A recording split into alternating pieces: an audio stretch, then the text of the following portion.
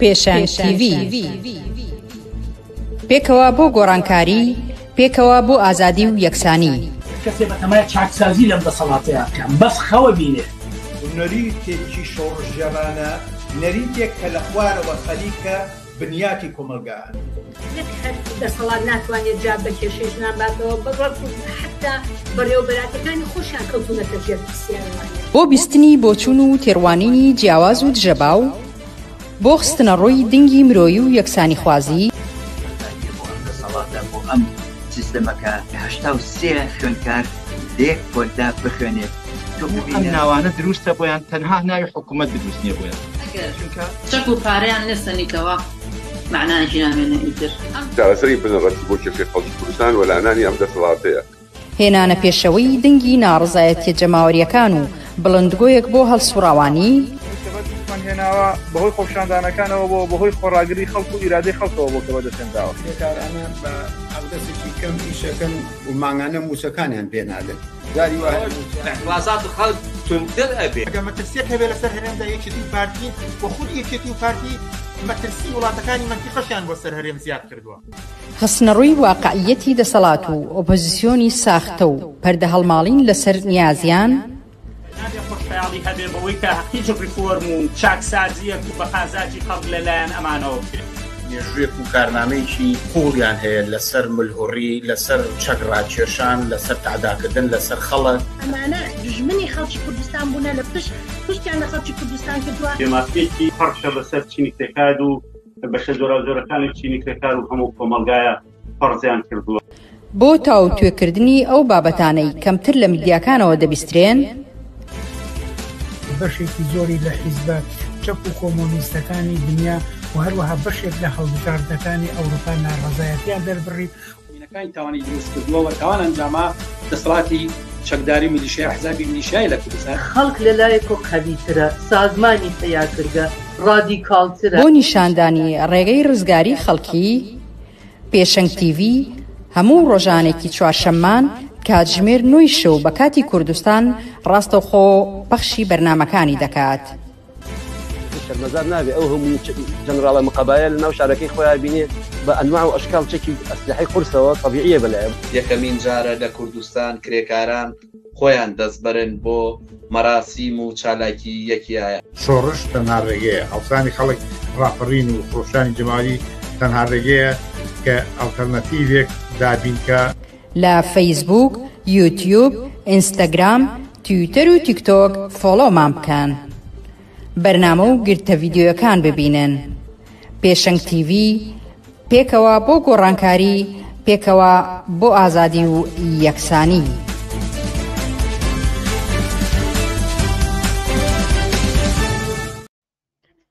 ئێوارەتان باش بینەرانی ئازیزی پێشەنگ TV.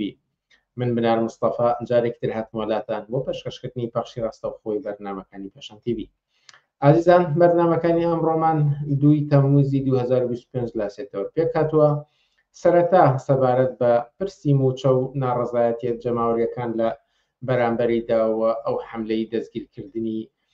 چالاکوانان و هەروەها ڕێگرتن لە خۆپشاندان قسە و باسمان دەبێت. پاشان سەبارەت بە ئەوەی کە ئێمە سێ بەرنامەی تایبەتمان بوو لەسەر ئەو جەنگەی کە ئیسرائیل و ئەمریکا لە بەرامبەر خەڵکی ئێراندا ئەنجامیاندا و کۆکردنەوەیەکی ئەو باسانەکە ئەو جەنگە چی بوو، ئاکامەکانی چی بووە لێرە بدوەوە چی، و هەروەها لە غەزەکە نزیک بە 2 ساڵە کاولکاری بەڕێوەیە و ئەمڕۆ ترامپ بانگەوازی کردووە کە ئاگربەست ئەنجام بدرێت و ڕایگەیانەوە کە ئیسرائیل پابەندە بەوەی کە 6 ڕۆژ ئاگربەست ئەنجام بدرێت. لەسەر ئەمەش قسە و باسێکمان دەبێت. ئێوەش دەتوانن با پرسیار و سەرنج و تێبینیەکانتان بەشداری بکەن و پرسیار و تێبینی ئێوە دەخینە بەردە میوانانی بەرنامە. لاگەڵامن بۆ بەرنامەکانی ئەمشەوە.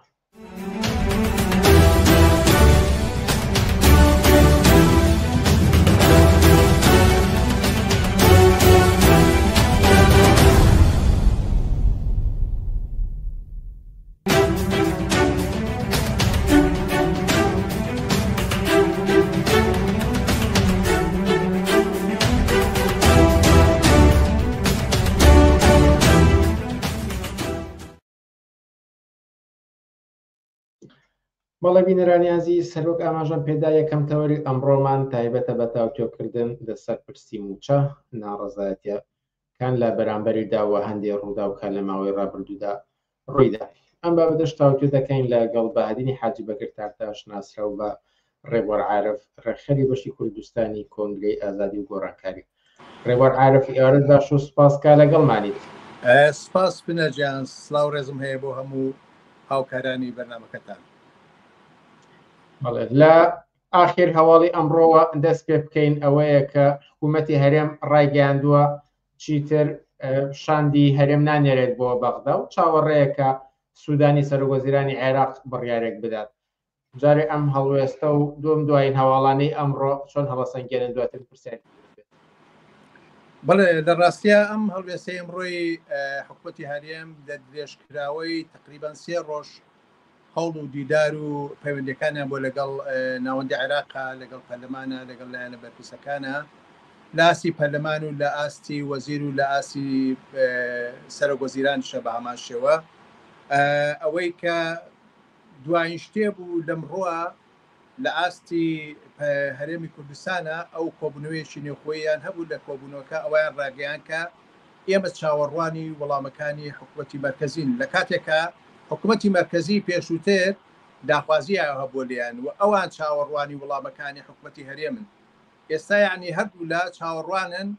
تەرەفێ بێ وەڵام باتەوە بەم بابەتەیە و لە ڕاستیە ئەوەی کە ممکنە ئەم شەو ئاڵوگۆڕێت لە هاوچێشەکە دروستکە تەنیا ئەوەیە کە سەرۆکوەزیرانی عێراق لەگەڵ هاوپەیمانی شیعە دانیشتنیشیان هەیە ئەگەری ئەوە هەیە کە لەو دانیشتە دوجار ئەگەر بە ئیتفاقی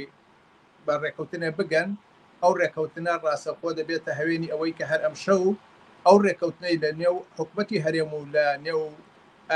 حکوومەتی ناوەندایە ڕاگەێنن و ئەگەر ئەوەش بە نەتیجەنەگا یەک دەورێکە هەموو ئەو دیدار و پەیوەندی و با بڵێن ڕێکەوتنانی کە تا ئێستا هەبووە هەڵەوەشێتەوە چونکە تقریبان ئەوان جەمسەرێکی هێزن لە ناو معادلاتی سیاسی عێراق و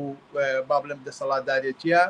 بۆی ئەو ئەگەرە هەیە و هەتا ئەوەی کە ئەمڕۆ دەنگۆی ئەوەیشی هەبوو کە ئەگەر بێت و حکوومەتی عێراق اتفاق لەسەر ئەو چوارچێوەیە نەکا جێبەجێنەکە جارێکی کە بە زۆری بە زمانێکی کە ڕەشێشیکەیان کرد لەوەی کە ئەگەری کە هەیە تعاملی کە یاخود بە هەرحاڵ هەروەسی کە بگرین. بەڵام کەوایە ئەبێ موچەخۆران و فەرمانبەران لە هەرێمی کوردستان ڕووی ناڕەزاتەکانیان لە دەسەڵاتدارانی هەرێم بێت یانەوەتا لە بەغا بێت کە کۆبوونەوەکەی ئەم شەو دەستکەوتێکی تری بێت بۆ موچەخۆران لە کوردستان. لە ڕاستیەشێ لە گەورەترین کێشەکانی ئەم بابەتی موچەیە قوربانیبوونی موچەخۆرانی کوردستانە و بە دیوێکی کەشە گرفتێکی کە ئەوەیە هەتا لە نێو دۆخی سیاسی و هەڵسوڕاوان و هەندێک لەو ڕێکخراوانەشا کە هەیە مەیلەکەیە کە ئەو مەیلە بە زۆر لە زۆرەکان حکوومەتی عێراق بە تەرەفێکە زانن کە وەکو پاکترین تەرەف یا وەکو دەسەڵاتێک کە هەموو هەنگاوەکانی خۆی بردووەتە پێشەوە هەموو تەعهوداتی خۆی بردووەتە پێشەوە و ئەوە حکوومەتی هەرێمی کوردستانە کە ئەم کارە جێبەجێ ناکەن کە ڕاستیە ئەمە جۆرێ وێنەیەکی یەکلایەنەیە وێنەیەکە کە بەهەرحاڵ تەقدیسکردنی حکوومەتی ناوەندە وەگەوەی کە لەوێ شامی شەریف بێت و کێشە و گرفت نەبێت و خەڵکی جمهوری ناوەڕاستی عێراق بەدەست ئەم دەسەڵاتەوە نەناڵێن ولا واقعیشە ئەم پرۆسەی ئەم 1-2 ساڵی ئەخیر ئێمە بۆمان ڕوون بۆ ڕۆشنە بەدەل لەوەی کە ئەو ڕێگە یاسایانەی کە حکوومەتی عێراق بێتە بەردەم خۆیەوە بەڵام ئەوێ بە زۆر لە زۆرەکان حکوومەتی هەرێمی کوردستان ناچار بکە بە هەموو ئەو شتان داخوازیانەی کە لێیان هەیە یعنی ئەمەش کێشە گرفتەکە ئەوەیە کە بەوە وەشکاوەتەوە لەوێ زیاتر زیانی بۆ خەڵکی کوردستان هەیە ئەوە ئێستا مانجی 6مان تێپەڕان یعنی مانجی 5 موچە نەدراوە مانجی 6 نەدراوە ولی ئێستاشا بە هەمان هێوە کە ئەچینە ناو مانجی حوتەوە ئەپیانەی نەسێ هەمی مانگەوە بەرحاڵ بۆیە ئەم ئەگەرەی کە ئایا ئەم شەو ئەم هاوکێشەیە ساغە بێتەوە و حکوومەتی عێراق موچەکە ئەنێرێ هەتا ئێستا معلوم نییە هەرچەند بەرحاڵ بەپێ ئەو لێکۆڵینەوەی تا ئێستاوە یان بەپێ ئەو ڕێکەوتنانی تا ئێستا ئەگەری ئەوە هەیە کە ڕێبکەون بەڵام ئەوەی ڕستێکی گەورەیە ئایا ئەگەر بێت و ئەم بارودۆخە ئەم شەو بۆ نەتیجەیە نەگا چه هەنگاوێکی کە لە بەردەم حکوومەتی هەرێمی کوردستانەیە کە من ڕاستەکەی لە بەرسێ بەرنامە پێشتر تقریبان 3-4 هەفتەرەوە پێش ئەو ئەگەرانەی تەسەوری خۆمە ئاماژەیەکم پێ کرد کە حکومەتی هەرێمی کوردستان ئەگەر بێت و بەیتفاقی نەگا لەگەڵ هەرێمە ئەو ئەگەرانە چی خاتە دەسوکاری خۆیەوە. لەسەر ناڕەزاتەکان پرسیاری ترم زۆر دەمێ بیکەم، بەڵام بەر لەوە دەمێ بزانم کە ئەوەی کە خۆشت ئاماژەت پێتا 2 مانگە موچە نەدراوە، ئەوە لە مانگی 7 هێشتا موچەی مانگی 4 وەرگیراوە، 2 مانگ و ئەوە لە 3 مانگین. چی کاریگەریەکی هەبووە لەسەر کۆمەڵگا لەسەر ژیان و گوزەرانی خەڵکی لە کوردستاندا؟ بناجێن لە ڕاستیا توانم بڵم لەم ماوەی 2 ساڵی ڕابردووە ئەم مەقتەعە تاڵترین دەوران بۆ ژیان و گوزەرانی خەڵک، بۆ ئومێدیان، بۆ ئایندەیان، بۆ بژێوی ژیانیان، بۆ نانی ڕۆژانەیان. ئەنی کەمتر هەبووە بە حقیقەت دەورانێک وەکو ئێستا وەکو ئەمڕۆ وەکو ئەم 2 مانگە تاڵ بێ بۆ ژیان و گوزەرانی خەڵکی کوردستان. ڕەنگە واقعیەتێکی ژەو بووێ کە 2004 هەچۆن بێ لە دێشکراوەی 2003 لە 2004 1 مانگ موچە نەدرا، کەچی ئێستا لە نیوەی یەکەمی با بڵین ئەم ساڵی 2005 ئەوە 2 مانگماتیە پەڕان و موچە نەدراوە. بۆیە بژێوی ژیان، بۆیە بەهەرحاڵ گوزەرانی خەڵک بە ئاسێکی یەکجار تراژیدی گەشتووە بەڕاستی. ڕۆژانە ڕوودا و ڕۆژانە خۆکوشتن، ڕۆژانە کاردانەوەی سەیر و عەجیب و غەریب لەم بارودۆخە دێتە پێشەوە. خەڵکی بە دەرەجاتێکی یەکجار زۆری شەتان ناومێت کردووە لە هەر جۆرە ئاڵوگۆڕێک، هەتا بەشێ لە ئەو حاڵەتە ڕێندانەوەی خۆی هەبووە لە نێو شەقامە، لە نێو ناڕەزایەتەکانە، لە نێو دەستە و گروپی جیاوازە کە بەهەرحاڵ هەوڵ و تەقەلایان داوە لە ساڵەکانی پێشوە بۆ ڕاوەستانەوە لە بەرابەر بەدەسەڵاتە. ئەمە دیوێکی زۆر تراژیدیە کە ئەگەر بێت و ئەم ڕۆژ ئەم بابەتە بە ئەو شوێنەگات تەبدیل نەبێ بە حاڵتیکە، ئەم دۆخە بۆ موچەخۆر و بۆ فەرمانبەر و بۆ ئەو هێزە گەورەترە بێتەوە و ناڕازەیە کە هەیە لە شەقامە لە هەر حاڵە ئەم ماوەیە جوڵەیەکی کردووە بە زۆرە لە زۆرەکانە. بەڵام لە ڕاستیە خودی جوڵەیەکیش کە تا ئێستا ناڕزایەتەکان کردوێتی بەدەل لە هەموو نیەتێکی باش، بەدەل لە هەموو هەڵوێستێکی باشی هەڵسوڕاوان و کەسان و دەستە و کۆڵ و کۆمەڕێکە دەرگیرن لەگەڵ ئەم بابەتە. بەڵام بە هەرحاڵە چوارچێکی زۆر بچکۆلا تاوتوێی کێشەیەکی زۆر گەورەی کۆمەڵگەی کوردستانەکەن کە مەسەلەی موچەیە.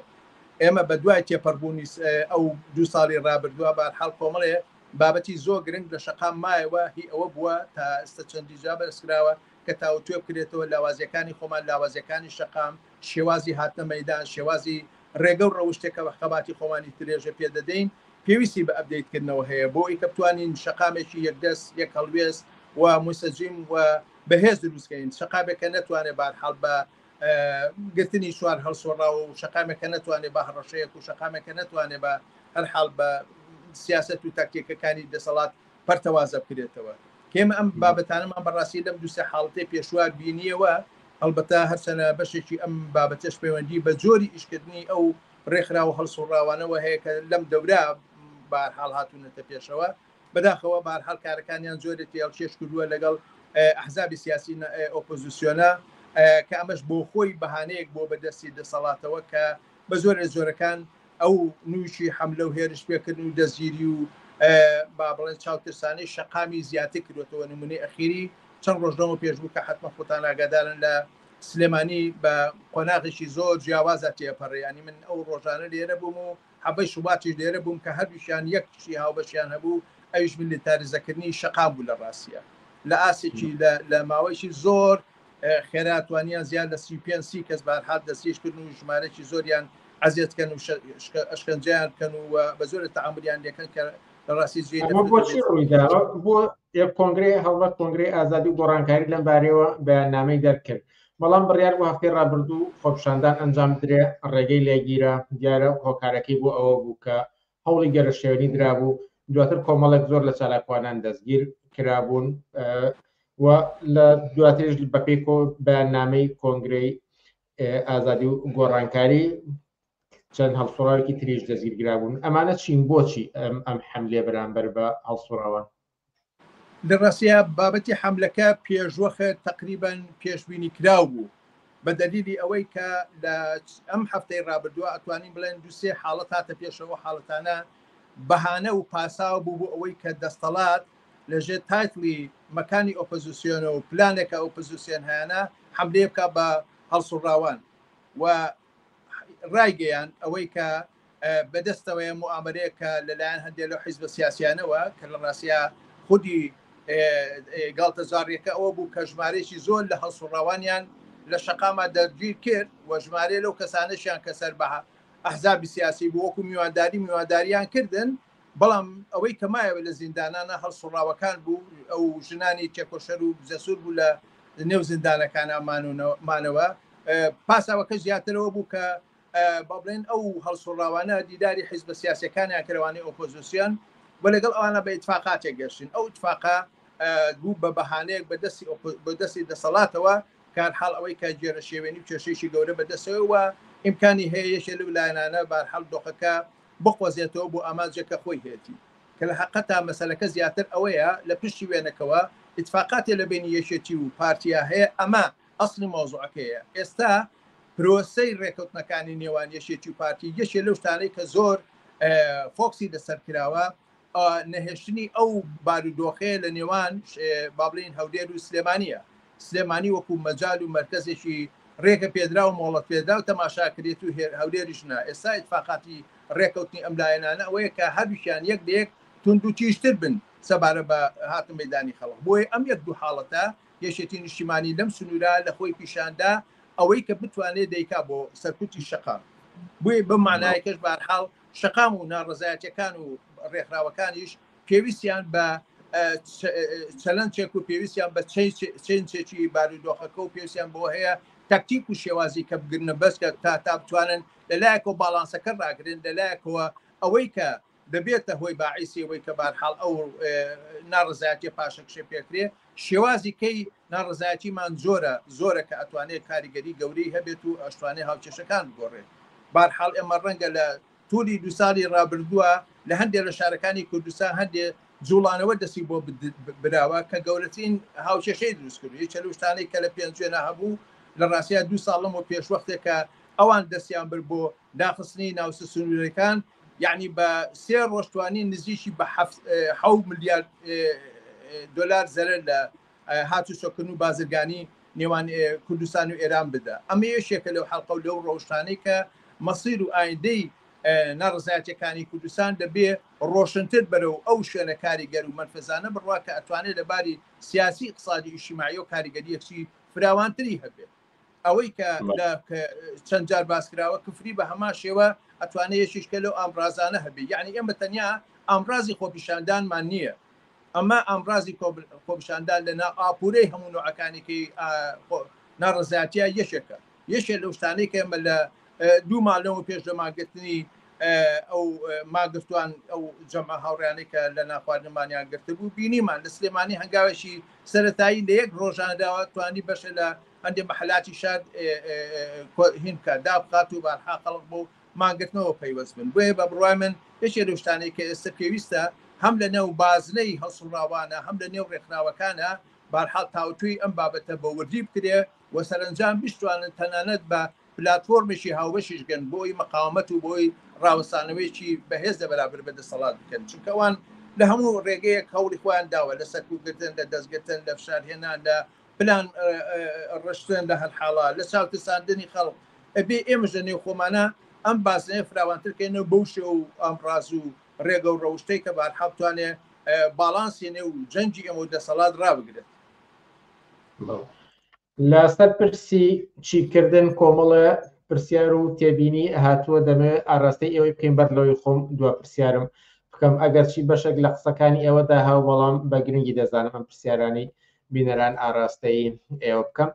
یەکێک لەوانە دەڵێ بکە موچەخۆران چی میکانیزمێکی نوێ بگرنە بەر بۆ ڕێگەچارەی کۆتایی ئەم کێشەیە پرسیاری دووەم ئەگەر خەڵک ڕێکخراو نەبێ نەتوانێت ڕوبەڕووی دەسەڵات بێتەوە ئەوە چۆن ژیانیان دەتوانن بگوزارێنن بێ موچە و هەروەها پرسیار لە سەبارەت بەوەی کە ئایا کۆنگرەی ئازادی و گۆڕانکاری دەتوانێت لە شارەکانی تری عێراقدا پشتیوانی بۆ ئەم بزوتنەوەیە پێک بهێنێت ئەگەر بە کورتی وەڵامی ئەوانە بدەنەوە پێکەوە سوپاسگوزارم زۆر باشە دەستان خۆش بێ هاوڕیان ڕاستەکەی لەم ئاخر پرسیارەوە هاتکەین بارحاڵ گرنگە قسەی لەسەرکەینەوەی ژەوەی کامە لە ئاسی شارەکانی کە ئێمە لە ڕاستیە هەر ئێستا ماوەی هەفتەیە کەس دێ ڕۆژە زیاترە خەرشی تاوتۆکردنی ئەم بابەتین یعنی سەر لە نوێ هاتنەوە مەدانی ناڕزایەتەکانی کوردستان بەدەل لە هەتا مەسەلەی موچەیەکێکە لە ئەو بابەتانی کە بۆ مۆزعی ڕۆژە بەڵام زۆر مەسائلی کە هەیە ئاوە کارەبایە ئاوەڕۆیە تەندروستیە خزمە گوزاریەکی کەی فراوانە بارحاڵکە پەیوەندی بە ژیان و گوزەرانی خەڵکەوە هەیە ئێستا ئێمە لەو مەقتەعاین دەمانوێت بارحاڵ شێوازی کاری خۆمان بەو جۆرەیە بگۆڕین ئەوەڵام پێش هەموو شتێ بابەتەکە لای ئێمە ئەوە نییە کە بەیانی 4 ڕۆژی کە 3 ڕۆژی کە ئەترازێک 2 کەس 1 کەس 20 کەس 50 کەس بێت ئێمە بە ئەوە بە ئەسڵ بزانین ڕەنگە ئێمە لە زۆر لەو ئەترازانەی کە تەحمیلە بن لە شەقامە پژگیری لێ بکەین بەڵام ئەوە ئەسڵی هەژمۆنی و توانە و قدرەتی ئێمە نییە ئێمە ئەمانەوێت سەر لە نوێ تەواوی ئەم ئەتراز و ناڕزایەتیانە بە ئەندازەی توانایەکانی خۆمان لە شار و شارچەکانی خۆمانە لە ڕێگەی پەیوەندیکردن لەگەڵ ڕێکخراوەکانە لەگەڵ دەستەکانە لەگەڵ هەسوڕاوانە لەگەڵ کەسانێکە کە هەر بە بەرپرسیارەتی یەکەین بارحاڵ تاوتوێکێن و نەخشە و پلانشی ڕۆشنی بۆ دابنین لە ڕێگەیشی کەەوە بارحاڵ ئیمکاناتیشی مادی گەورەمان پێویستە چونکە هەر هەنگاوێکە تۆ دەیدەنێت و دەتوێت لە 4-5 شارا بێت تەجروبەی ئێمە ئەوای ئیمکاناتێکی مادی گەورەی ئەوێ بۆ ئێسش بارحاڵێکێکە لەو ئەگەرانی لە بەردەستمانایە تاوتۆکردنی ئەم بابەتەیە هەتا هاتنە سەر خەتی هەسوڕاوانێکە لە خارج و لە دەروی وڵاتن لە حاڵەکاتوان فاکتەر و ڕێگەی و ڕەوشێکی کاریگەریان لەسەر تەجروبە و ئەزمموی ڕزایەتەکانی خەڵکی کوردستان هەبی و بە زۆرێکی هەتا و ڕەفیق و هاوڕیانەی کە ئێستا دوورتان نزیک هاوکاری و هاودەنگی کۆنگرە بوون ئەمە شەشی کە لەو فرسەتانە بەدەستی ئەمەیە کە بارحا پێویستمان پێ هەیە کە بەکۆی گشتی ئەم ئەگەرانە یاخود ئەم ڕێگە و ڕۆشتانی کە ئەتوانێت بازنەی خەباتی ئەمە دژ بە دەسەڵاتدا لەلایەکەوە بتوانێت بەبێ کەمترین زەرر و زیان و لەلایەکیشەوە بتوانێت لە ئاسی کۆمەڵایەتی گەورە یعنی مەسەلەی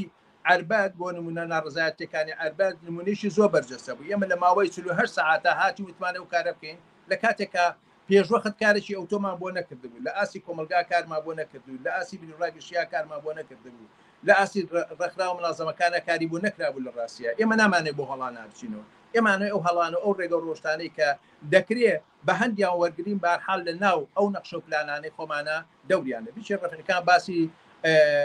ڕێکخراوبووناکە من پێم وایە حلقەی هەرە سەرەکی و بەئاسە و تراژیدیا و ناڕەحەتیەکی و جەنجێکە لە کوردستانە هەیە بۆ بەسراوەتە کۆمەلگەی کوردستان 2000 چەنە ڕێکخراوە چەنە ئامادەیە چەنە لە زەنجی ئەم بابەتایە لە حاڵە چەنە ڕاوە ساوەکە لە خوارەوە ڕیشەدا کتێ و بۆ خاتیەوەی کە بارحاڵ نتوانێت بە هەموو باە بزوڵێ نتوانێت کاری ئەفەیی بقوتی بدا نتوانێت حتا کاری خۆرسی کە لایەنێکی باشی هەیە نتوانێت پلچێشی کەیتە ناو فەزایەشیکەوە لەواقع چونکە هەرچی کارێ هەرچی بەرنامەیە هەرچی جوڵەیەکی شەقام تو ئەگە بەرنامە نەبوو ئەبگەن نەخشە نەبوو ئەگە پلانە نەبوو ئەگە استراتیژی نەبوو لەگەڵیا کاتیە ئەزمموی 2 ساڵ لەمەوە پێش باشین حاڵەتەکان دەورانی پێنجبانگی 2 ساڵ لەمەوە پێش بوو کار حاڵ هەموو ئەوانە ئەزمونن کە ئێمە ناتوانن بەشتی کاتی بەشتی فەرزی یا بۆ شتانەی کە تەحمیلە بێ یا بۆ شتانەی کە بارحاڵ وەکو واقعە بەرەشی تۆ دەگرێت ئەکرێت وەکو ئەکشنێ ئەکرێت وەکو ئەترازێ ئەکرێت وەکو کۆنگرێکی ناڕزایەتی بەڵام بۆەوەی کە تۆ بتوانێت ئەو هێزەی کە لە ژێر خۆڵە مێشەکەوەیە ئەو هێزەی کە تاسەر ئێسخان ناڕزیە بەم بارودۆخەوە بێنیت ئەوە لە دەرەجەی یەکەمە بۆ ئەندازەی یەکەم کە بارحا کە باسی وشیاریەکەین ئەو شیارێ بکات تەبدیل بێ بۆەوەی کە خەڵک ڕێکخراو بێت لە هەر شێوازێکە لە هەر ئاسێکە لەو ئاسەیە کە 2000 ئێتە سەر شەقام لەگەڵ گروپێکە لەگەڵ دەسەیەکە لەگەڵ ڕێکخراوێکە لەگەڵ کۆنگرا لەگەڵ هەر شوێنێکا کە خۆی ئینتیخابێکە هیچ بەشەرێک هیچ دەسە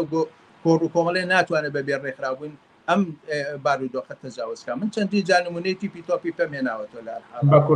سیماتی ناو تیپی تۆپی پە باشین حاڵەتێکە کە ئینسان ئەتوانی ببینێ بۆیە ئەوەی کە کۆنگرە ئەتوانێت لەم باراسی بکە ئەمە ئێستا لە پرۆسەی بنیان نادەوەی خودی ئەم ئەترازاتانی کە هەیە ئەگەرچی دەبێ ئەوە لە بەرچاوگرین بارودۆخی سیاسی ناوچەکە بەڕاستی لەژێر دۆخێکی مەترسیدارایە مەسەلەی ئێران مەسەلەیەکە بەرۆشی هەموو شەقام و خەڵک و ژیان و گوزەرانی کوردستانی گرتووە ئەگە خەڵکی پێی وابوو تا دوێنێ ئەتوانێت لە مەترسیەکانی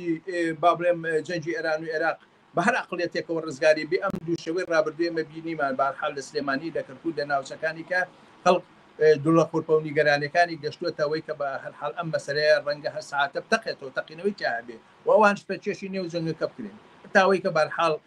حەشی شعبی و ئەحزابی سەر بە ئێران چ پلان و نەخشەیەکیان هەیە ڕەنگە تەسیریان حتمما لەسەر نەخشە و بەرنامەکەی ئێمە هەبێت بەڵام ئێمە لە ئێستا خەریکی ئەپدەیتکردنەوەی بەرنامەکانی خۆمانین بۆ ماوەیەکی نەک بڵێم درێژ مدەت بەڵام لایەنی کەم بۆ دوومانجی پێویستمان بۆ هەیە کە هەم خۆمان چیکێنەوە هەم ئیمکاناتەکەمان هەم نەخشە پلانمان هەم بەسەکردنەوەی هەڵسەڕاوانی ناو خۆمان و دەرەوە خۆمەوە 2000 توانین بارحاڵ بە پێی نەخشەیەکی ئامانزار بچینە ئەو شوێنەی کە لە شوێوە دەست پێەکەین بۆ شوێ دەبین چونکە ئەوەزار مەسەلەکە مەسەلە ئەوە نیە کە ئایا ئەمە سینە ناوچە سنوورەکانە بەڵام تۆ سپێستێ بابسێت لەگەڵ گەشە و پێشەوەکانی خۆتا دەبێ بە قووەتی خۆت بە قودرەت و ئیمکاناتەکانی خۆت بە ئەو شوێنە بچین نمونەی زۆر سادە ئێمە لە سلێمانیا ئەژین ئەگە خێمەی لە سلێمانیا لێدەین باشە لە سلێمانی 200 کەسایەتی سیاسی جوانی تایە 200 ڕۆشنبیری جوانی تایە 200 بارحاڵ کەسی خاوەن هەڵوێست و شخصیاتی ئیجتیماعی تیا هەیە کە ئەتوانێت بێتە هەوێنی بەحث و جەدەلێکی گەورە لەژێر شێوازێک و لەژێر خێمەیەکە کە لە ئاسێکی کۆمەڵایەتی فراوانە چین و توێژەکانی کوردستان تێدا بەشداریکەن من پێم وایە ئەمە هەموو چینە و هەم بارحاڵ ڕێگەیکی شەبەوەی کە لە دەست پێشی کارەکەمانە دەسەڵات ئەوەندە حساسێتی نەبێ بەوەی کە ئێمە بە هەر حاڵ چۆن دەڵێ ئەو تەرف ئەو حاڵتێت نینە دەست کە ئاسان بێ سەرکوتمانکە و ئەگەر ڕەنگە پرسیارێکی شوێ دوازار ئەگەر هات و دەستی رێژی بۆ بکردین بارحاڵ معلومە بە ئەمە نەخشە پلانێکمان هەبێ کە لە تەرەفێکەوە خۆمان ئاسان تەسلیم نەکەین و لە تەرەفێکی کەشتوانین لە ڕێگەیشی کەوە ئێمە کاریگەریمان هەبێت دوای حرەکەتێ لە سلێمانی کرا لە ڕاستیا پلانەکەی ئێمە ئەوە بوو کە جەمع لە ڕەفیقەکان لە خوارەوە لە بەردەم پەروەردا بوو ئەمەش بڕیاتی شوێنشی کەماندا بوو کە ژمارەی زۆرمان بیسی کەس بارحا قەراب بوو لەو شوێنە بیکەین بەڵام بەیانی کە لە خەوهەسان بە زۆرێ شار میلیتاری زەکرا بوو دەرفەسی هەناسە دەربن نەبوو یعنی هەردوو کەس لە شەقامێکە لە شوێنێکە لەو شوێنانەی کە ناسراون پێکەوە هەبوایە بارحاڵ ڕایان دەگرتی لەناو سارەیەکە بووی تا ڕاوە ساتە هاتم بەدەمتەوە و ئەیان پێسایتەوە یکە من ڕەمسی چرکەسیاکردەوە ئەمە هەفتەی ڕابردوو لە سلەیمانی بەڵێ ئەمە هەفتەی ڕابردوو لە سلەیمانی بەڵێ بارحاڵەمانە پێویستیان بە خوێنەوە هەیە و پێویستیان بە ئاخوا ئامادەکردن هەیە ئێستا کۆنگری ئازادی و بۆ ڕانکاری لە ئەو پرۆسەی هێزگرتن و فراوانکردنەوەی بازەی هەڵسوڕاوان و بارحاڵکار و نەخشەی خۆیەتی چ لە سلێمانیە چ لە شارەکانی کە ئومێدەوارم هەموو ئەو دۆست و هاوڕێ و ڕەفیقانەی کە دەیانەوێ و مەسلەیانە بارحاڵ بە چاوپێقشەوەی کولی کارەکانمانە بگەین بە نەتیجە و سەرنجامێکی کە جێ خۆیەتی پەیوەندیکە لەگەڵ ئێمە کە من هەر لەم ڕۆژانە ژمارەی بەرچاو و کەسایەتیانە کە بەڕاستی هەتا لە هەڵبژاردننی شوێنی گربوونەوەکەی ئەو برادەلانەش ناڕەحەت بوو لێەوە گرت تا زۆر تەکتیکی کە جێگەی باحث بوو کە بارحاڵ ئێمە پێویستمان بە ئالوگۆڕەکەی یعنی ئەو شێوازەی ڕابردوو پێویستمان بۆ هەیە کە پسەری نێن و ئەش بە شێوازی کە بتوانێت هەم کۆمەلگا اعتیمادی پێ بکە هەم هابیلەتی ئەوەشە هەبێ لەگەڵ دەسەڵاتە ئەو چەلەنج و جەدەلە بکەیت دو پرسیار زۆر بە کورتی واتە لە نێوان ئەوەی کە کۆبوونەوەی ئیتاری تەنسیق بەکوێ ئەگات یاخود حکوومەتی هەرێمشاند ئەنێرێ ناینێرێ چاوەڕێی سەرۆگۆزیرانە یان نە دانیشتوانانی شارەکانی کوردستان ڕێگە چارەیەکیان لە بەردەمدا هەیە بناجیان بگورە دەنگەکە دەی بڕێ وتم لە نێوان ئەوەی کە هاوڵاتیان لە کوردستاندا چاوەڕێی حکوومەتی هەرێم بیان حکوومەتی بەغدا ڕێگە چارەیەکیان لە بەردەمدا هەیە بەڵێ بناجیان خۆی بەڕاستیەکێ لە گرنگترین بابەتەکان ئەوەیە چاوەڕوانیکردنی خەڵق لەم بارودۆخە لە هەر ڕەنگە لەو پەڕینا ئومێدیا بێ ئەوەی کە لە حکوومەتی هەرێم یەکتەرەفە یاکو لەو یەکتەرەفە کێشەیەکی گەورە هەیە هەتا ناو ناڕزایەتەکانی شەوەیە وەکو ئیشپێشی شارم پێکرد هەردووکیان بە ئەندازەی پێویست بارحە بەرپرسیارەتیان هەیە بە ئەندازەی پێویست لە برسیکردن و لە معانات و تراژیدیایەکە لە کۆمەلگەی کوردستان بۆ فەرمانبەران و موچەخۆران هاتوێتە پێشەوە بەرپرسن و ئەمە بارحاڵ دەبێمە تعاملیشیان لەگەڵا بکەین کە بزانین تەرەفێکیان با بڵێم بێتاوان نییە لەم قەزیە هەردوو تەرەفەکەی و حتا تەنانەت ئەو ئۆپۆزیسیۆن و ئەحزابانەی کە هەیە ئەحزابی سیاسی ئەتوانێت خۆی نەخشە و پلانی هەبێت چۆن تأثیری لەسەر ئەم ناڕزایەتی هەبێ بەڵام وەختێک کە تۆ پەلچێشێکیتە ناو ئەعترازاتەکەەوە و خۆت بە خۆت ئەزمونونەکانی دەورەی ڕابردوومان بیرەکەوێتەوە کە ئەمە ئیجابی نییە بۆ ناڕزایەتی بۆ شەقام بۆ جەنجێک کە ئێمە لەگەڵ دەسەڵاتاکەین حتا ئەگەر باسی جەنجی شەکەین باسی ناڕزایەتی شەکەین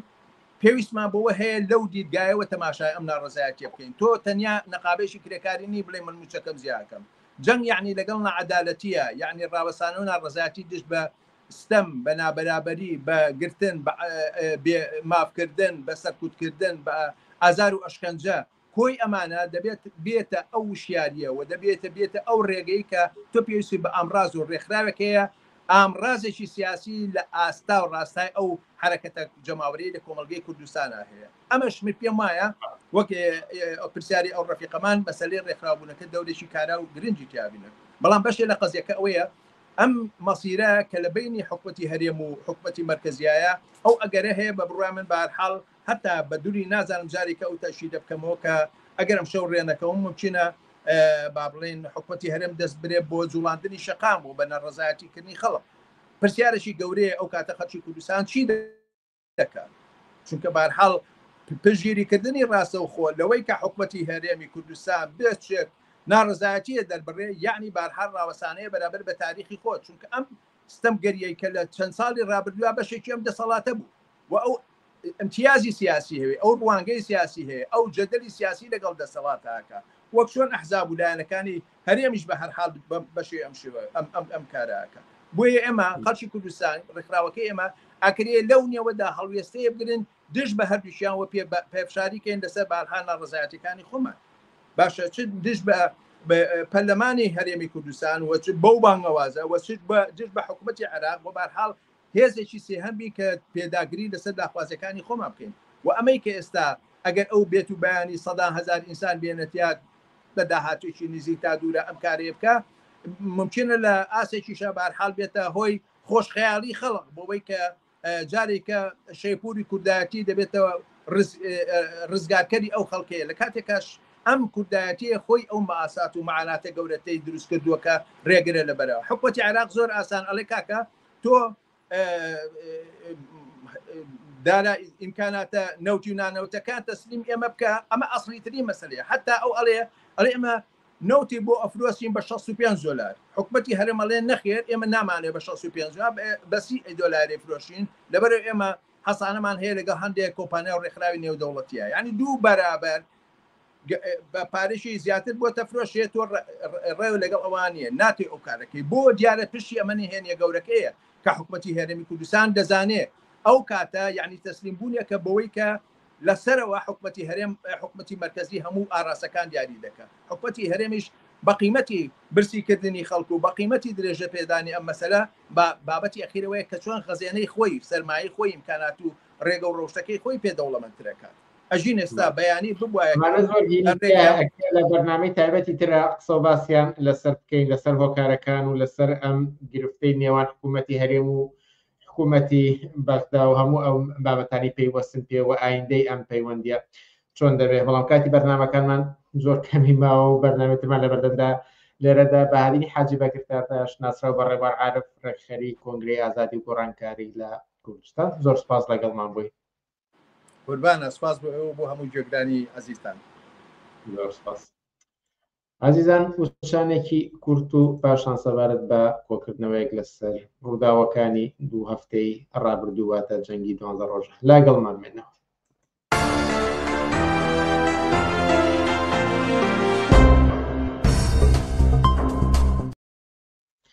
بەڵێ بینەرانی ئازیز ئەوەی کە چی ڕوویدا لە ماوەی دوو هەفتەی ڕابردوودا ئیسرائیل هێرشی کردە سەر ئێران وەڵامی دایەوە دواتر ئەمریکاش دەخانەتی کرد و ئاگربەست ڕاگەێنرا. لەسەر ئەم بابەتە ئێمە لە پێشەنگ تیڤیەوە 3 بەرنامەی جیاوازمان ئەنجام داوە دوو هەفتەی ڕابردوو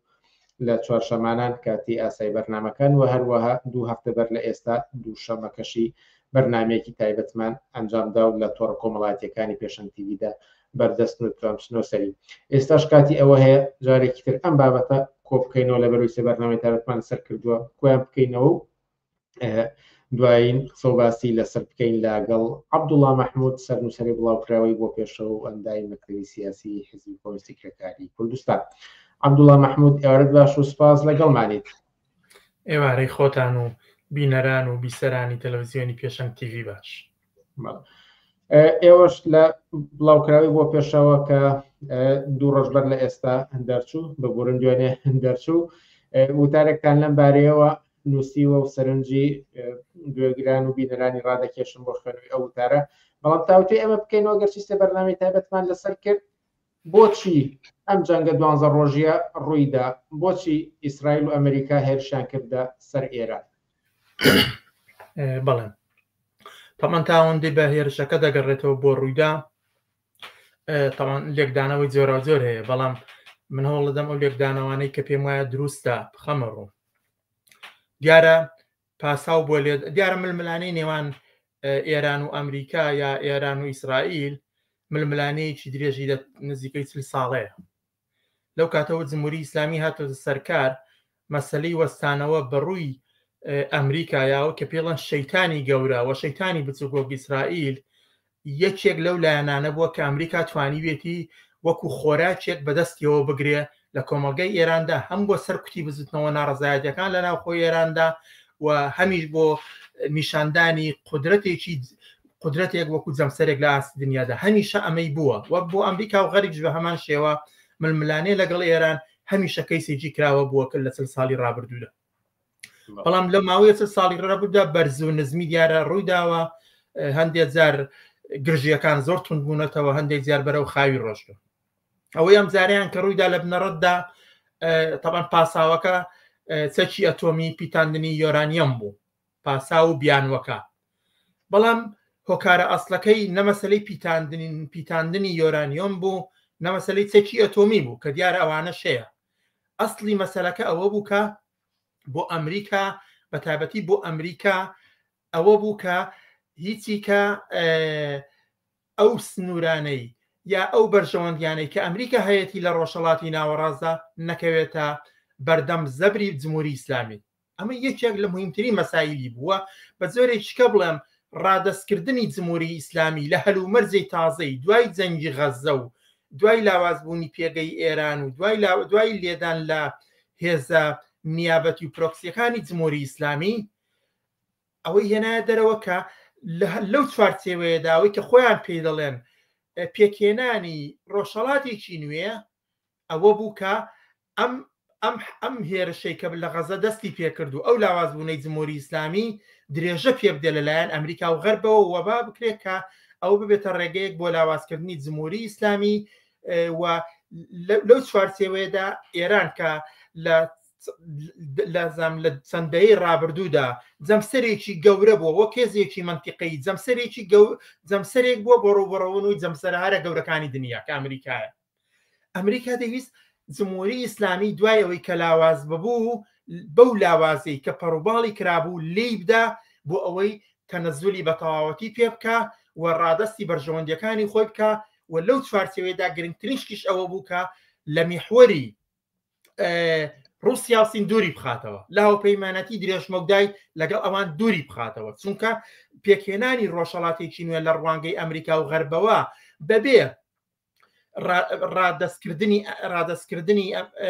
جمهوری ئیسلامی ممکن نییە، چونکە ئەمریکا لە ڕۆژهەڵاتی ناوەڕاستدا دوای هەوڵ و گۆڕانی هاتوۆتە پێشەوە دەیەوێت ڕۆژهەڵاتێکی ناوەڕاست پێک بێنێ کە هیچ هێزێک لە دژی بەرژەوەندەکانی نەجوڵێتەوە. هەر وەکو سووریای ئێستا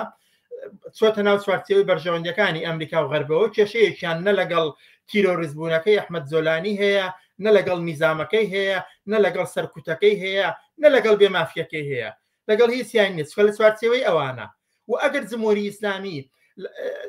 ڕادەستی ئەمریکا بێ ئەتوانێت چەکی ئەتۆمیشی هەبێ، ئەتوانێت یۆرانیەمیش بپیتێنێ، ئەتوانێت سەرکوتیش بکە، ئەتوانێت هەموو شتێ بکە. بەڵام مهمەوەیە کە دەسەڵاتیش بگۆڕێ هەر بەوەی کە جمهوری ئیسلامی بمێنێتەوە. بەڵێ باسی گۆڕانی جمهوری ئیسلامی لە گۆڕێ نییە، لە ئێستادا شتیوا لە گۆڕێ نییە و ئەوە نە ئیمکانی هەیە نە لە ئاراژدایە، هەتا لە زمانی بەرپرسانی هەرە گەورەی ئەمریکا و غەربیشەوە ئەوە دەبیستین کە مەسەلەی ئاڵ و گۆڕ لە دەسەڵاتی سیاسی ئێراندا لە ئارادا نییە. ئاکامەکانی ئەم ڕووداوانە بەرەوکوێ ئەڕوات بەوە ئەگات کە بەڕاستی ئێران دەربکێشرێت لەم بەرژەوەندیە هاوبەشە استراتیژیەکە لەگەڵ ڕووسیا و چینە هەیەی و وەکو سووریایی دوای ئەسەدی لێبێت. من ئەوە بە دوور دەزانم ئەوە ڕوودات لەبەرەوەی ئەگەر باسی ئاکامەکانی بکەین، یەکێک لە ئاکامەکانی ئەم جەنگی 12 ڕۆژەیە باسی جەنگ نەک ململانی دەکەم لە ئەو 12 ڕۆژەیە ئەوە بوو کە هاوکێشەیەکی پێچەوانە کردەوە بە بۆچوونی من. هاوکێشەکە چی بوو؟ ئەگەر پێشووتر پەڕووباڵی جمهوری ئیسلامی کرابوو بۆ نمونە حەماس و حیزبوڵڵا لێیاندرا، حوسیەکان خرانە ژێر فشارەوە، هەتا حەشدی شعبی کەوتە ژێر فشارەوە لێرە، سووریا ڕووخە و هەموو ئەوانە جمهوری ئیسلامی بە تەواوەتی لاواز کردبوو. شەڕی 12 ڕۆژە من پێم وایە کۆتایی بەم پرۆسە و هەژمونەی ئەمریکا و ئیسرائیل لە منتیقەکە هێنا و دەورەیەکی کە لە خۆنیشاندانەوەی جمهوری ئیسلامی لە ڕۆژهەڵاتی ناوەڕازدا دەست پێ دەکاتەوە. ئەوەی جا بەکام دەگاتەوە ئاستی پێشویان نا ئەمەیان شکەیە. بەڵام تۆ هەر ئێستا تەماشایکە ئەو لەو هێرشی 12 ڕۆژەیەدا وا پێشبینی دەکرا ئیسرائیل لە یەکەمین گورزدا کە لە جمهوری ئیسلامیدا زەربەیەکی گەورەی لە جمهوری ئیسلامیدا خۆتان دەزانن ژمارەیەکی زۆر لە فەرماندەی سەربازی و هەواڵگری و چەندین زانای ئەتۆمی و چەندین بنکە ئەتۆمیەکانیان زیانی گەورەیان پێکەوت پێگەی گرنگی بافرگانی. بەڵێ یەکێک لەو ئامانجانە بۆ ئەمریکا ئەوە بوو کە بۆ عفو بۆ ئیسرائیل کە لەوانەیدا کە دیارە بە پاڵپشتی ئەمریکا و غەرب ئەوە بوو کە ئەم هێرشە ببێتە گورسێکی ئەوەندە گەورە کە نێوخۆی ڕیزەکانی دەسەڵاتدارەتی لە ئێراندا بشێوێنێ تووشی شپرزەیی بکات و لەو چوارچێوەیەدا فرسەت بۆ خۆرۆشانی جەماوەری بڕەخسێنێ. ئەمە ڕووی نەدا. ئەمە یەک. دووەم لە بەرامبەر ئەو زەربەیە کە خواردی جمهوری ئیسلامی هاتە دەست بە معنایەت یعنی ڕادەست نەبوو، هاتە دەست لەوەی کە کۆمە بە هەندێک ساڕ و خۆشت ئیسرائیلی بۆمباباران کرد و لەوێ دیسان غافڵگیریەک ڕوویدا. چۆن شەڕ دەستپێکردن لە حاڵێکدا ڕوویدا کە ئێران غافڵگیر کرا، چونکە لە نێو جەرگەی ئەو گفتوگۆیانەدا شەڕ ڕوویدا کە ئەمریکا و ئێران لە گفتوگۆدا بوون و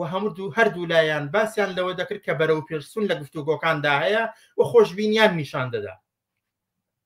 بەڵام ئەمە ئاوا هێرشیان کرد. وەڵام دانەوەی جمهوری ئیسلامیش بۆ ئیسرائیل ناچاوەڕوانکرا بوو بۆ دەوڵەتی ئیسرائیل و بۆ ئەمریکاش پێیان وانە بوو ئەو چەکانەی ئێران دەتوانێت ئەو هێزە ئەو ئاسمانی بەرگری ئیسرائیل ببەزێنێ. ئەمەیان پێهین نەبوو. وەختێک ئەمە ڕوویدا من پێم وایە هاوچێشەکە پێچەوانە بۆ بە هۆکارێکی زۆر سادەش ئەوە بوو کە پێچەوانە بوونەکەی ئەوە بوو کە ژیانی لە ئیسرائیلدا فەلەت کرد. فەلەت بۆ معنایی ژیانی ڕاگرت. لە حاڵێکدا وەختێک ئیسرائیل هێرشی کردە سەر ئێران زەربەی زۆر گەورەی خوارد ئێران، بەڵام کۆمەڵگە فەلەت نەبوو. ئاوارەی بە زۆرێک ڕوویدا ئارە فەزا میلیتاریزم و ئەوانە ڕوویدا، بەڵام کۆمەڵگە فەلەت نەبوو. بەڵام لە ئیسرائیل کۆمەڵگە فەلەت بوو لەگەڵەوەدا زەربەی کەمی خوارد. بۆ وا بوو لەبەر ئەوەی کە من پێم وایە ڕووبەر هەتا ڕووبەر یاوە پێی دەڵێن مەساحە یەکلاکەرەوە بوو لەو جەنگی 12 ڕۆژەیە، لەبەرەوەی کە هەموو ئیسرائیل دوو ئەوەندەی شاری دهۆکە زۆر بە ئاسانی لە حاڵەکە ئەگەر هەر ڕۆژی یەک ساڕۆخ لە ئیسرائیل کەوتبایە لە بەرامبەر ڕۆژی 1000 ساڕۆخی ئیسرائیل لە ئێرانە کەوتبایە ئێران براوە بوو. یعنی معادلەکە بەو جۆرە بوو. بۆیە دەمەوێت لێرەوە ئەوە بڵێم کە ئەو معادلەیە گۆڕاوەی کە ئێران تەسلیم بێ. بۆیە لە جێگەی ئەوە ئێستا ئێران لەلایەکەوە دوای ئەو 12 ڕۆژە ئەویش خۆی بە سەرکەوتورە زانێ و بە خۆڕادرەست نەکردنیشی یا بە زۆرێکی کە بڵێم بەدین هاتنی ئامانجەکانی ئەمریکا و ئیسرائیل لەو جەنگەدا بە معنای سەرکەوتن بە معنای ئەوە دێکەوان سەر نەکەوتن و هەر بەو معنایش دەکاتەوەی کە ئێران تا ڕادەیەکی زۆر توانیوێتی جارێکە بێتەوە مەیدان. یعنی یەکێک لە ئاکامەکانی ئەوەیەکە لەلایەکەوە جمهوری ئیسلامی دەورانی بەرەو لاوازبوونی خۆی کە لە دەورەی پێشوو دەستی پێکرد بوو ڕاگرت. ئەمە یەک. و دووەم ئەو هەژمونەی کە ئەمریکا و غەرب دەیانویست بە خۆڕادەستکردنی ئێران لە ڕۆژهەڵاتی ناوەڕازدا بەرزتی بێنن تووشی وەستان کرد. و سێیەمیش خاڵشکەی ئەوەیە کە توانین تەنانەت ئەمە فرسەتی داوابەوەی کە جارێککە هێزە نیابەتیەکانی جمهوری ئیسلامی کە پێشتر زەربەی گەورەیان خواردووە حەزبەی ئەتیماد و ئومێت بۆ بکەن کە جارێککە بێنەوە مەیدان. ئەوانە کۆمەڵێک ئاکامی زۆر بەرجەستن. ینی بەتایبەتیش ئاخیر لێدانیا وەڵامدانەوەی ئێران بۆ سەر ئەمریکا لە قەتار لەگەڵ ئەوەدا کە دەڵێن ڕێککەوتن کرابوو هیچی پێشوەختە هەبوو، بەڵام هەڵگری دوو پەیامی زۆر بەرجەستە بوو. پەیامێکیانەوە بوو کە بە ئەمریکای وت کە هێشتا ئێران لە ڕۆژهەڵاتی ناوەڕازدا دەتوانێت لە بەرژەوەندەکانی ئەمریکا بدات. پەیامی دووەمیشیەوە بوو بە وڵاتانی ناوچەکە و کەنداوی وت کە ئێران سەرباری ئەوەی کە لاوازکرا بوو لە دەورەی پێشوو، بەڵام هێزێکی کاریگەرە وەرەتوانێت چارەنووسی ڕۆژهەڵاتی ناوەڕاز بە پلەیەکی زۆر بەرز جمهوری ئیسلامیەوەیە و ئەتوانێت کاریگەری لەسەردا بنێت. ئەمەکان لێرە بەدواوە چۆن دەبینن یان بڵم پێگەی کۆماری ئیسلامی ئێران کە پێش ئەم جەنگە و یان پێش حوتی ئۆکتۆبەری 2023 دەسەڵاتێکی هێزگار فراوانی هەبوو هەم دەسەڵاتی ئەساد هەم لە عێراق هەم لە لوبنان حەماس حوسیەکان هەتا دوایی بەڵام باستان کرد هەموو ئەم گۆڕانکاری زۆر ڕوویداوە لە ماوەکەمەدا و هێرشی زۆریش کراوەتە سەری و زەربەی زۆریشی خواردووە ئایندەی ئەم دەسەڵاتە و هەژمونی بەسەر ناوچەکە کە پێشتر هەیبوو بەرەو کوێ دەچێت. بەڵێ من پێم وایە لە حوتی ئۆکتۆبەرەوە تا ڕۆژی سیانزەی مانکە هێرشەکە کرا ئێران لە ڕوتێکی پاشەکشەدا بوو و لە ژێر گوشارێکی زۆردا بوو و ڕۆژ بە ڕۆژ بەرەو لاوازبوون دەچوو. بەڵام لە 25 مانگەوە کە ئاگربەس ڕاگەیەندرا یا لەو کاتەوە کە ئیسرائیل لە ئێراندا و ئێران وەڵامی دایە و تەسلیم نەبووە ئامانجەکانی من پێم وایە ئەو ڕوتی ڕوو لە خوارەی جمهوری ئیسلامی وەستا و لە ئێستادا جمهوری ئیسلامی لە پێگەیەکی بەهێزتر خۆی تەماشا دەکا و دەبینێ ئەوەی کە ئایا دەتوانێت لە درێژماوەدا ببێتەوە بەو هێزە ئەو هێزەی پێشوو هێشتاوە لەوانەیە پێشبینیکردنی ئەوە تۆزێ سەخت بێ بەڵام ئەوەی کە معلومە ئەوەیە کە ڕەوەندی ڕوو لە خواری جمهوری ئیسلامی وەستا و ئێستا هەم جمهوری ئیسلامی لە مۆقعیەتێکی باشتر و هەم هێزە نیابەتیەکانیشی پێم وایە بە غرورێکی زیاترەوە ئامادەیان هەیە لەوانەشە هەتا ئێمە ببینین کە زۆر معادلەی گۆڕی من یەک نمونە بۆ تۆ هەروە بۆ تۆ بۆ بیسەران و بینەرانی تەلەڤیزیۆنی پێشەوەی ئەو شەڕە ڕووبدا تەماشاکە لە شوێنێکی وەکو کوردستانی عێراقدا هەموو ئەو هێزولایەنانەی کە ئومێدی خۆیان بە جەمسەری ئەمریکا و غەربەوە گرێدا بوو هەڕەشیان لە بەغدا دەکرد بۆن منە پارتی دیموکراتی کوردستان و خودی مەسعود بارزانی هەڕەشیان لە بەغدا دەکرد و قسەکەرانیان داهاتن لە تەلەڤیزیۆن قسەیان دەکرد دەیانوت ئاڵوگۆڕێکی یەکجار گەورە لە عێراقدا بەڕێوەیە ئەو ئاڵوگۆڕێک کە ئەوان بەڵێمیان دەدا لە عێراقدا بەڕێوەیە ئەوە بوو کە چاوەڕێی ئەوە بوون لەو جەنگەدا کە ڕوودەدات و لەو هێرشانە ئیسرائیل و ئەمریکادا جمهوری ئیسلامی دەڕوخێ و لەو چوارچێوێژدا ئەو هێزانی سەر بە میحوەری ئێرانن وەکو شیعەی سیاسی لاواز دەبن و لەو چوارچێوێدا بزوتنەوەی ناسیۆنالیزمی کورد و پارتیش مەرجەکانی خۆیان بەسەر بەغدارە دەسەپێنن بەڵام هەل ئەو ڕۆژەی شەڕەکە ڕادەگیرێت دوایەوە هەمان بەرپرسانی پارتی و هەمان قسەکەرانی و حیزب دێن پەشیمان دەبنەوە لێو لێدوانانیان و باسی ئەوە دەکەن کە ڕێگە چارە دەبێت لەگەڵ بەغداوی ئەم جارە ڕەشەکان کۆتایی پێدێ سوگە خودی هۆکاری ئەو لێدان و هێرشە موشەکەی نێوان ئەو ئیسرائیل و ئێرانە بوو بەڵێ لەبەرەوەی ئەوان پێیان وا بوو کە جمهوری ئیسلامی یا دەڕوخێ یا خرۆشانی جەماوەری لەناو خۆڕووەدا یا ئێران زۆر لاواز دەبێت پرسیاری بینەرێک کە پرسیارێک سەرنجڕاکێشە جەنگ بە خێرایی دەستی پێکرد و بە کتوپڕیش کۆتایی هاو ئەگەری هەڵگرستانەوەی هەیە وەڵامی ئەوە بنەوە پێش ئەوی کە من دو پرسیارە بکەم لەسەر ناڕەتێکی پێشتر بەڵێ زانیتی هەمیشە ئەگەری شەڕ و دووبارەبوونەوەی هەیە چونکە هەمیشە تا پاساو هەبێ هەمیشە ئەگەری ئەوە هەیە بەڵام من خۆم بە دووری ئەزانم کە شەڕ ڕووداتەوە ینی شەڕ بەو نزیکانە لە بابینی ئیسرائیل و ئێرانە ڕووداتەوە هۆکارەکەشی بە سادەیی ئەوەیە کە هەردوو لای ئێستا ئامادەترن ئەگەر پێشتر جمهوری ئیسلامی غافڵگیر کرا ئێستا غافڵگیر نییە بە دەرەجاتێکی زۆر ئامادەیە ئەگەر ئیسرائیلش غافڵگیر بوو لە ساڕۆخەکان ئێستا ئازانێت کە ناتوانێت بەرگری ئەو بەرگریە بکە بۆیە نا ئیسرائیل قبوڵی ئەوە دەکات جارێکی کە کۆمەڵگاکەی فەلەز بێتەوە بەتابەتیش لە حاڵێکدا لەگەڵ کۆمەڵک جەپەی کە لە شەڕدایە چ لە غەزە لە شەڕدایە چ لەگەڵ حوسیەکان لە شەڕدایە و چ لەگەڵ بزوتنەوەی دژی شەڕ لە ئاستی دنیادا لە شەڕدایە بۆیە ناتوانێت ئەوە بکە بۆیە لە هەموو حاڵەتێکدا من پێم وایە لە ئێستادا دووبارە دەستپێکردنەوەی شەڕ بەو نزیکانە من زۆر بە دووری دەزانم بەڵام وەک ئەگەر هەمیشە وەک ئەگەر هەیە بەڵام ئەو پەیوەندی بە ململانەوە نیە طبعاً ئەو ململانەیە هەر درێژەی دەبێ وەکو هەمیشە کە بووە بەشێک دەبێت لە واقعیەتی ئەو منتیقەیە و خۆڕا دەستکردنی جمهوری ئیسلامی و ڕێککەوتنیش لەگەڵ ئەمریکا و دوورکەوتنەوەی لەو بەرەی سین و رووسایە زۆر دوورە. دو پرسیارم لەسەر بژوتنەوەی ناڕەزایەتی جەماوەری لە ئێرانە کە لە ساڵانی ڕابردوودا یەکجار فراوان و بەهێز بووە بژوتنەوەی ئەوەی لە دوای ژینە ئەمینیەوە بینیمان ژیان ئازادی کە ئیتر جمهوری هێنایە تا ئاستی سنووری ئەوەی کە پرسیاری ئەوەی کە ئەمێنێتەوە یان نامێنێتەوە. هەروەها بە چەند ڕۆژێک پێش ئەم جەنگە شۆفێرانی بار هەڵگر لە سەرتاسەری ئێراندا لە مانگرتندا بوون و زۆر بزوتنەوەی ناڕزایەتی تر. ئەم بزوتنەوەی ئایندەکەی چی لێ دێت و یان لە ئێستادا لە چجێگە ڕێگەیەکدا؟ ئەنتی یەکێک لە ئاکامەکانی ئەو جەنگە 12 ڕۆژەیە تاوان بزوتنەوەی ناڕزایەتی جەماوەری لە 4 ساڵی ڕابردوودا بەشێک لە واقعەتی بەرجەستەی کۆمەلگای ئێران بووە لە بزوتنەوەی کرێکاری و بۆ بزوتنەوەی ژنان و لاوان و معلیمان تا دەگاتە خانە نشینان. یعنی هەتا ئەوەی ژیناش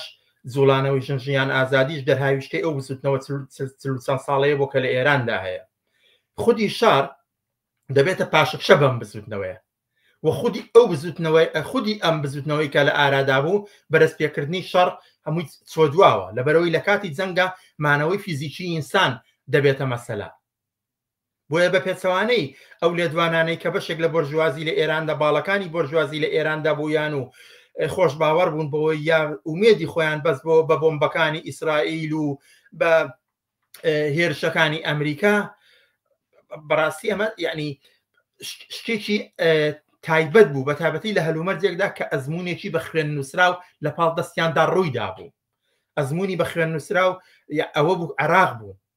یعنی لە عراقیشدا بە هەمان شێوە لە سەرتاوە کە ململانەی و ئەزمەکە لەگەڵ ئەمریکا و غەربدا ڕوویدا هەرچەندە ئەو وەختە پاساوەکان شتێکی کە بوون، بەڵام بۆرژوازی بە کورد و عەرەبیەوە ئومێدی خۆیان بەستەوە بە هێزەکانی ئەمریکا و غەربەوە و پێیان وا بوو لەو ڕێگەیەوە سەدام حوسێنێکی دیکتاتۆر دەڕوخێ و لەو چوارچێوەیەدا ئازادی و مافی مرۆڤ بۆ عراق دێ. بەڵام بینیمان سەدام حوسێن ڕاستە ڕوخا ئەو ڕۆژێمە درڕندەیە ڕۆژ، بەڵام لە جێی سەدام حوسێنێکی دیکتاتۆر سەدام حوسێنی بە کوردی و عەرەبی و شیعی و سونی و تایفی پەیدا بوون و ئایندەی کۆمەلگای عراقیش وێران بوو پاشە پاشگەڕانەوەیەکی گەورە لە بزوتنەوەی ناڕزایەتیەوە لە مافی فەردیەوە لە مافی مەدەنیەوە تا دەگاتە داڕوخانی سەرەتاییترین بنەماکانی کۆمەلگای مەدەنی بەسەر یەک داڕوخا و پاشەکشەیەک و گەڕانەوە بەرەو دوایەکی یەکجار زۆر لە هەموو ئاستەکاندا بەدی هات. ئێمە ئەوە زمونەشە بوو کەسی بۆرژوازی لە ئێراندا بەشێکی زۆریان ئومێدی خۆیان بەوە بەستەوە کە لەو ڕێگەیەوە گوایە بەرەسەڵات بگەن. لە حاڵێکدا ئەوە خەون بوو بە تایبەتی بۆ ئێرانێک کە 40 ساڵە بزوتنەوەی ناڕزایەتی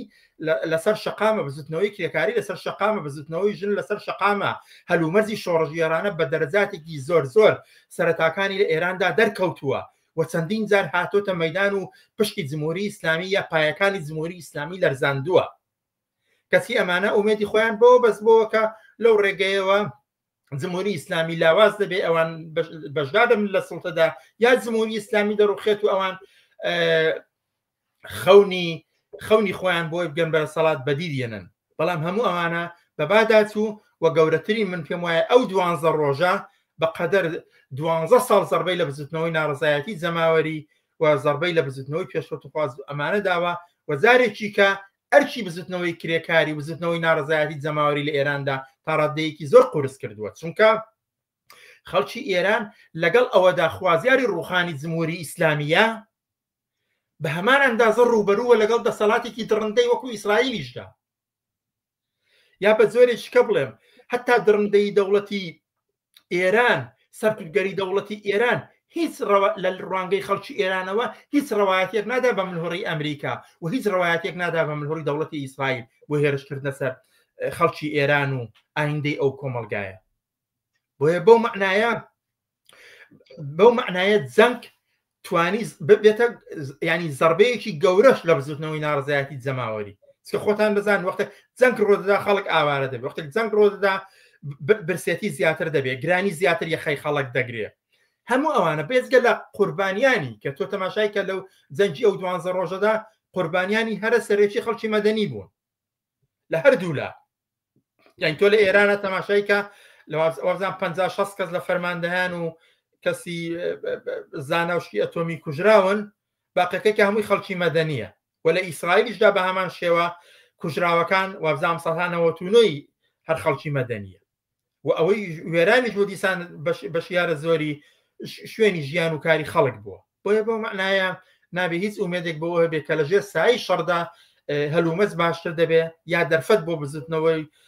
بزوتنەوە شۆڕژگارەکان باشتر دەبێت بۆ ئاڵوگۆڕ.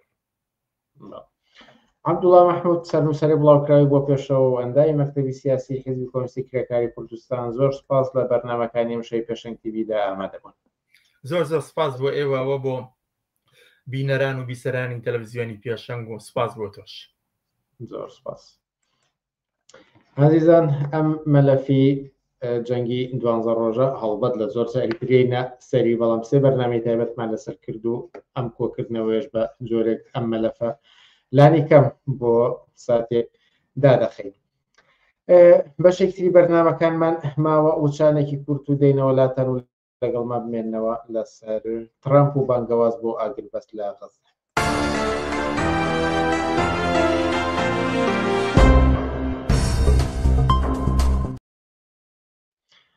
بەڵێ بینەرانی ئازیز، با درێژایی 20 مانگی ڕابرد و ڕووداوەکانی غەزە بەشێک بووە لە بەرنامەکانی پێشەنگ تیڤی، بۆ ئەگەرچی کاتێکی کەم ماوە، بەڵام لێدوانێک و بانگەوازێک کە ترامپ کردوێتی بۆ بانگەوازدا دەکرا باسی بەسەردا هەڵگرین و گرنگ و کە ئەمەش ئەگەر بە کورتیش بێت تاوتوی بکەین و ئێستاش سەردار عەبدوڵڵا حەمەمان لەگەڵدایە بۆ وەرگرتنی لێدوان لەم بارەیەوە. سەردار عەبدوڵڵا حەمە، ئێوارەت باش و سپاس لەگەڵمانیت. زۆر سپاس بۆ ئێوە، سڵاو ڕێزم بۆ بینەرانیش.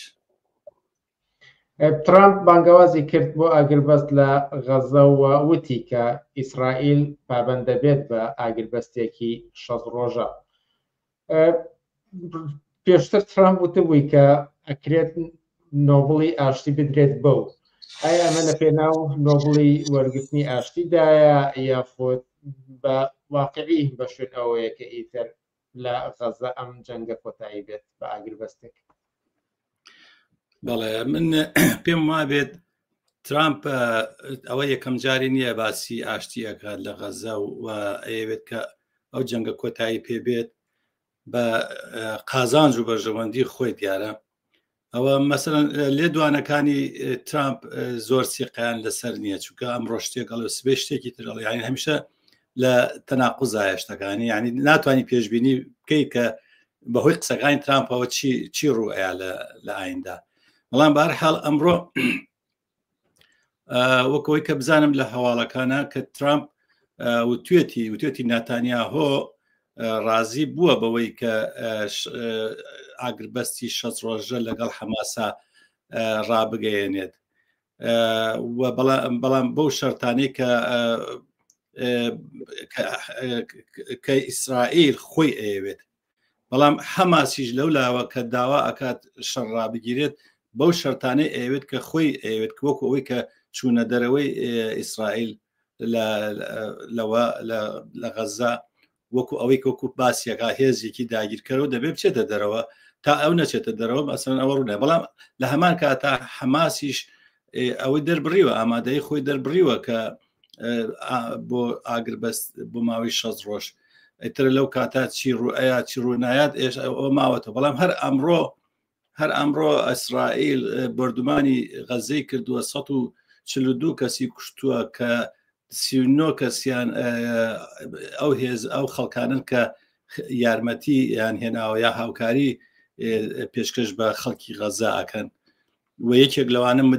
مدیری خەستەخانەی ئەندەنۆسیایە. ئەمە مەسەڵەن داوێتی لە خەستەخانەکە، ینی ئومێدێک کە بۆ ئاگربەستی ئەوە 6 ڕۆژی بەلای منەوە کەمە، ینی ئومێد زۆر نییە لەو بارەوە، هەرچەند ترامپ زۆر محاوەلەکات. محاوەلاتی ترامپ بۆ ئەوە نییە کە جائزەی نۆبڵ بەڕای من لەوانەشە بۆ ئەوەش هەبێت کە هەوڵبا جائزەی نۆبڵ وەرگێ، بەڵام ئەو لە زمانی 142 کەسایە معلوم نییە جارێ کە ئەتوانێت ئەوەی نەوەرگێ. بەڵام بەرژەوەندەکانی ترامپ لە ئەوایە، بەرژەوەندەکانی ئەمریکا و ئیسرائیل لە ئەوایە کە ئێستا ئاگربەست ڕابگەین، چونکە ئەوەی کە ویستیان لە ماوەی ئەو 20 مانگا تا ئێستا بۆ ئامانجی خۆیان نەگەیشتن، ینی نە ئیسرائیل نە ئەمریکا نەیانتوانی بەو ئامانجە بگەن کە لە ناوبردننی حەماسە. حەماس هێشتا ماوە، هێشتا لە ناو غەزەیە و یعنی ئەوەی کە وای لێ کردوون کە ئاگربەست ڕابگەێنن ئەوەیە کە ینی زەختەکانیان، فشارەکانیان نیانتوانیوە بە ئەنجامی نهایی بگات. بۆیە دەیانەوێت لە ڕێگەی یعنی سڵحێکەوە کە بەڵکو بتوانن کە هەم ئیسرائیل لەو مینەتی و لەو هینە دەرکات و هەمیش ترامپیش وەکو کەسێکی ئاشتی خواز بناسیێنرێت لە ئاسی جیهانە. بەڵام ئەگەر چی وتان ئەم خواستە هەیە بۆ ئەوەی کەلایەکەم ئیسرائیل دەرکێشێت لەوەی کە بە ئامانجەکانی نەگەیشتووە بە دووریەزانن ئەمەی کە ئێستا ئاگربەست ڕوودات بەوەی کە هەردوو لایەن مەرجەکانی خۆیان بۆ ئاگربەست داناوە ئەمانە دوورن لەیەکەوە. بە بڕوای من دووری ینی چۆن ترامپ توانیت کە شەڕی هین ئاوە ڕاگرێت شەڕ لەگەڵ ئێرانە ڕاگرێت ممکنە بتوانێت ئەم شەڕەش ڕابگرێت بەڵام من پێم وانیە کە بتوانێت سەرکەوتوو بێ لەو مەجاالە بەڵام خۆیان پێویستیان بە وەزعیەتە هەیە خۆیان پێویستیان بە ئاشتی و سڵح هەیە لە منتقەکە لەبەرەوەی کە ئەم شەڕە زۆر لە سەریان کەوتووە هەم چ لەباری مادیەوە وەکو لەباری اقتصادیەوە خەرجێکی زۆری کەوتۆتە سەر قەرزێکی زۆر کەوتۆتە سەر ئیسرائیل لە لایەکی تریشەوە ئیسرائیل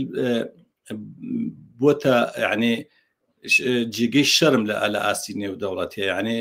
ڕسوا بووە لە ئاسی نێودەوڵەتیە لە بەرامبەر هێزی خەڵکی ئازادی خوازی جیهانە کە ئەبینین مەسەن ڕۆژانە لە وڵاتانی دنیا خۆ پیشاندانەکرێت بۆ وەستانی ئەو جەنگە بۆ ڕاگررتنی ئەو کوشت و کوشتارەی کە لە غەزە ڕوو ئەیات ئەمانە مەسەن فشارێکن زەختێکن لەسەر ئیسرائیل ینی پێویستیان بەوە هەیە کە ئەو سڵح ئەو ئاشتیە ئەنجام بن بەڵام وەستانی ئەو شەڕە بۆ ماوەی 6 ڕۆژ یعنی ئەگەری هەیە ئەگەری نییە وەکو پێشتر وتم قسەی ترامپ زۆر قسەی سیقەی لەسەر نییە بەڵام ممکن هەیە کە مەسەن ڕاشی بگرن بەڵام من دڵنیانیم لە 100% کە ئەتوان ئەو ئاگر بەسەر ڕابگەێنن.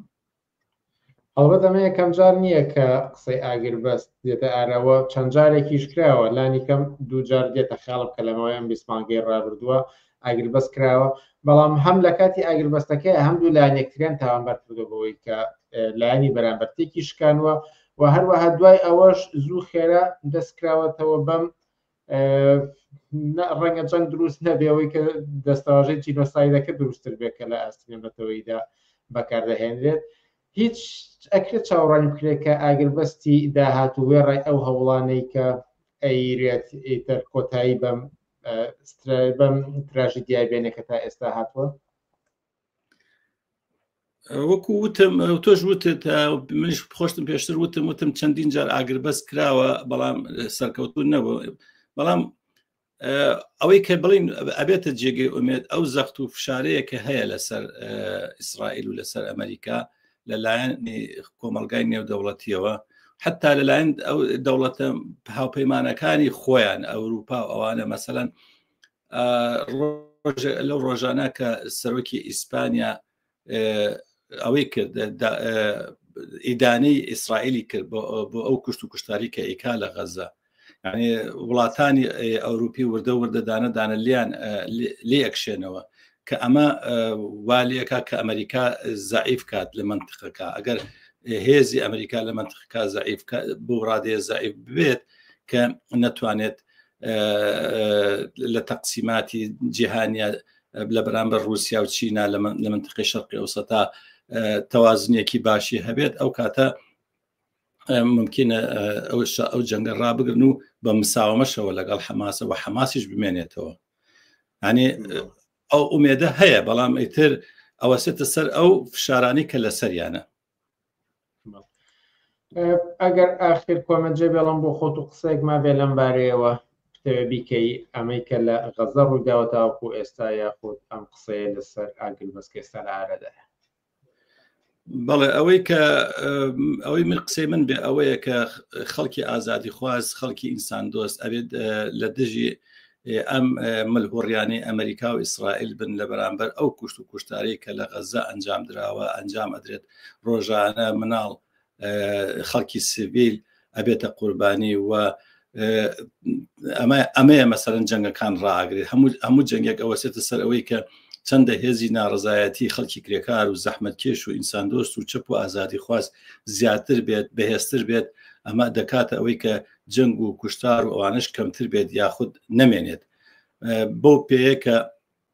ئەوەی کە تا ئێستا تەجروبەمان کردو و بینیمانە لە جیهاندا هەروە بووە یعنی ئەو جەنگانەی کە ئەنجام دراون بە هاتنەمەدانی هێزی ملیۆنی خەڵک ڕاگیراون بۆ فشارەی کە لەسەریانە لەسەر شەڕخوازەکان ئەو جەنگانە ڕاگیراون بۆیە ئەبێ وەکو ئێستا ئەو هێزە هەیە ئەو هێزە مەوجودە چ لە ئەوروپا چ لە وڵاتانی دنیا ئەمریکا و کەنەدا هەموو وڵاتانی دنیا ئەو هێزە لە هەمیشە لە مەیدانایە فشاری داناوە لەسەر ئەمریکا و لەسەر ئیسرائیل بۆ ڕاگررتنی ئەو کوشت و کوشتارە ئەو فاشیزمەی کە لە غەزە ئەنجامیان داوە داوای ڕاگررتنی دەکەن ئەگەر ئەم هێزە هەتا زیاتر بێت تا یەکگرتووتر بێت باشتر دەتوانرێت کە تەسیریان لەسەر بکرێ و کاریان لەسەر بکرێەوە شەڕە ڕابگرن بۆیە من لێرە بانگەوازی خەڵکی ئازادی خواست ئینساندۆستی کوردستانی ژەکەم کە بەم هێزە ملیۆنیەوە پەیوەست بن کە لە ئاسی جیهان داهاتوتە مەیدان بۆ وەستانی ئەو کوشت و کوشتار و قەتڵ عامەی کە لە بەرامبەر غەزا ئەنجام ئەدرێ. سەردار عەبدوڵڵا حەما زۆر سپاس لە بەرنامەکانی ئەمشەی پێشەنگ تیڤیدا ئامادە بوون. زۆر سپاس بۆ ئێوە زۆر سپاس بۆ ئەم فرسەتە. ئازیزان هەر لێرەشدا دێنە کۆتای بەرنامەکانی ئەم هەفتەیەمان تا هەفتەی ئایندە کاتێکی خۆش بۆ هەموو لایەک و هەر شاد و سەرکەوتوو.